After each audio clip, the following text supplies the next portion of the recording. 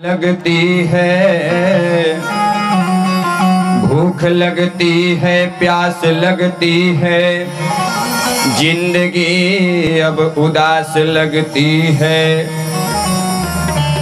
कैसे आऊं मैं, हो कैसे आऊं मैं द्वारिका तेरी, आस भी अब अधूरी लगती है।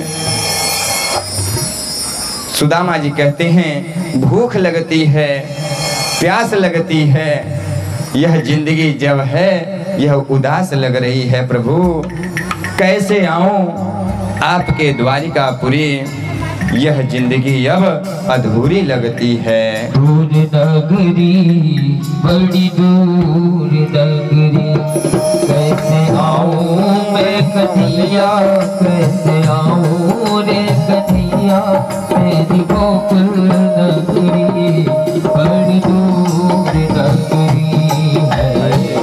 दूर नगरी बड़ी दूर नगरी, कैसे आऊं मैं कन्हैया, कैसे आऊं रे कन्हैया, तेरी गोकुल नगरी बड़ी दूर नगरी है। दूर नगरी बड़ी दूर नगरी, रात में आऊं तो कान्हा डर मोहि लागे, डर मोहि लागे कान्हा डर मोहि लागे। दिन में आऊं तो देखे सारी नगरी बड़ी दूर नगरी है। दूर नगरी बड़ी दूर नगरी, वो कैसे आऊं रे कन्हैया, कैसे आऊं रे कन्हैया, तेरी गोकुल नगरी बड़ी दूर नगरी है। दूर नगरी बड़ी दूर नगरी।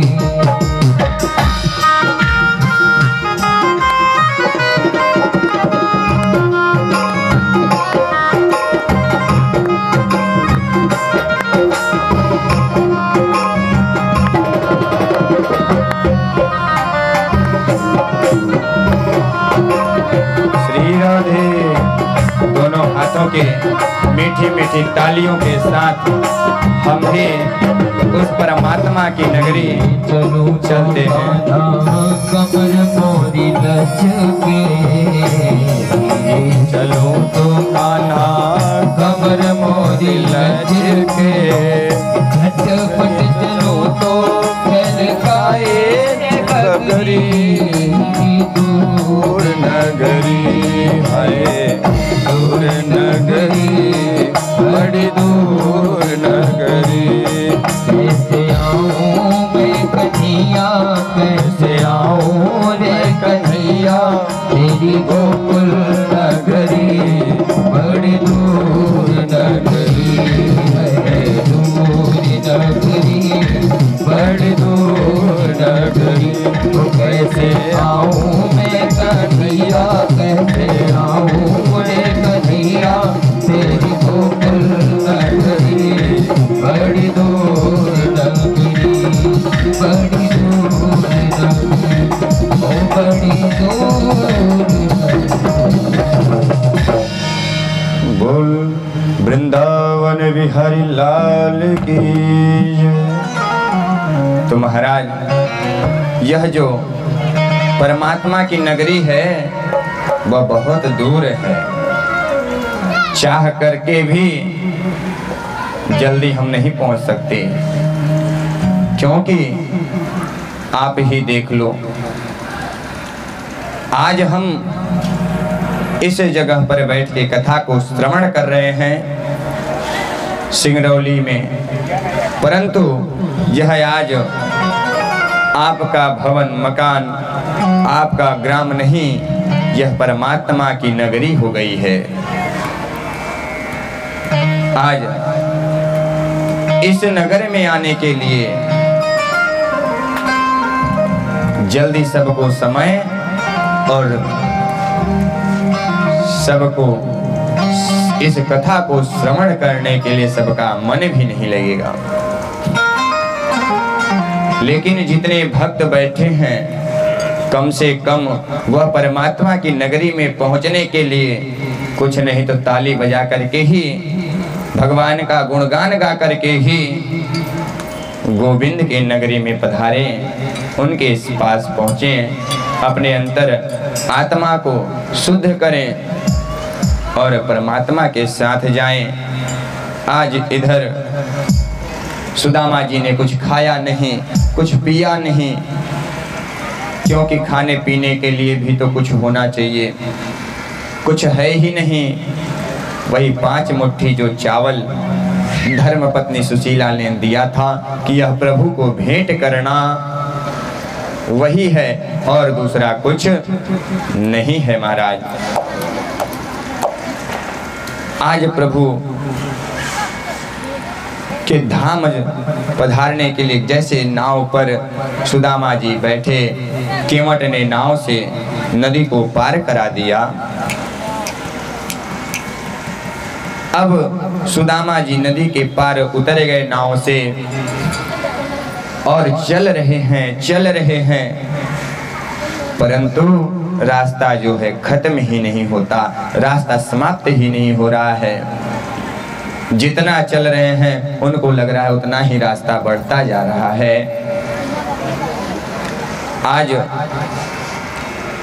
भूखे प्यासे बड़े उदार भाव से सुदामा जी, वहीं पास में एक वृक्ष था जिसकी लताएं बहुत दूर दूर तक फैली हुई थी,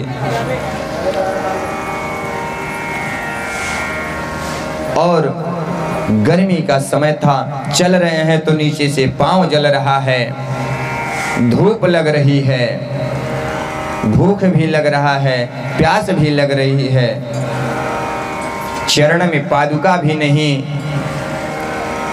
अब चलते जा रहे हैं, जब वह वृक्ष देखा तो उसी वृक्ष के छाया के नीचे, उसी वृक्ष के नीचे बैठ गए और पवन देव की कृपा, जब सुदामा बैठे, पवन देव सुंदर सुंदर हवा, ठंडी ठंडी हवा चला दिया पवन देव ने, और सुंदर हवा ले रहे हैं सुदामा जी, और हवा लेते हुए वहीं पर थक गए थे। इतने थक गए हैं कि वह सुदामा जी वहीं अपने हाथों की तकिया बनाया और सो गए, हाथों को अपने सिर के नीचे रख करके सो गए। अब महाराज सोए और उठे तो अपने आप को कहाँ पाया? द्वारिकापुरी में। जब उनकी नींद खुली तो देखा कि लोग द्वारिकाधीश की जय, द्वारिकाधीश की जय, जयकारा गूंज रहा उनके कानों में। जिधर देखें जो जा रहा है वही द्वारिकाधीश की जयकारा लगाता हुआ बढ़ रहा है। अब सुदामा जी ने एक सैनिक से पूछा कि अरे भैया ये बताओ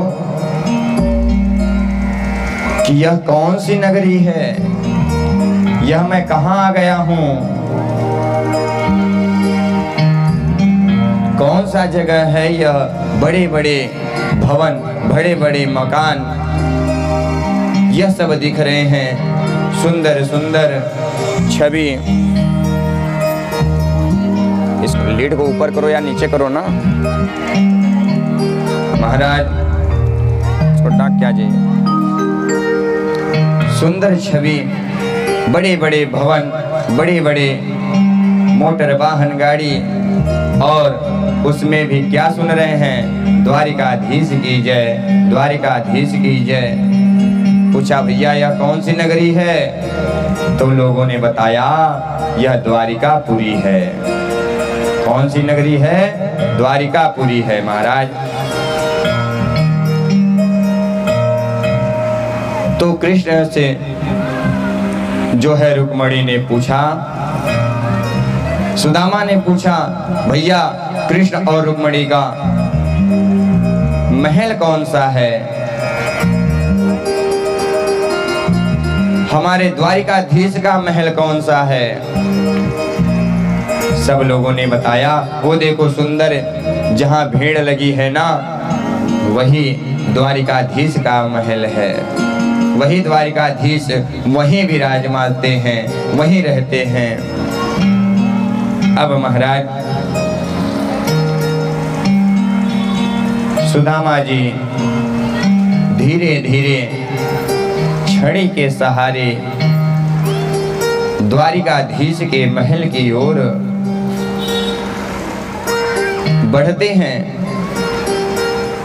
और जितने भी लोग सुदामा जी को देखते हैं तो सब हंसते हैं, क्योंकि अगर बहुत हाई फाई पर्सनालिटी वाला व्यक्ति जिस नगर में रहता हो, सब बड़े बड़े लोग रहते हों, उस नगर में अगर कोई फटा पुराना कपड़ा पहन करके या गरीब चल जाए तो लोग हंसते हैं।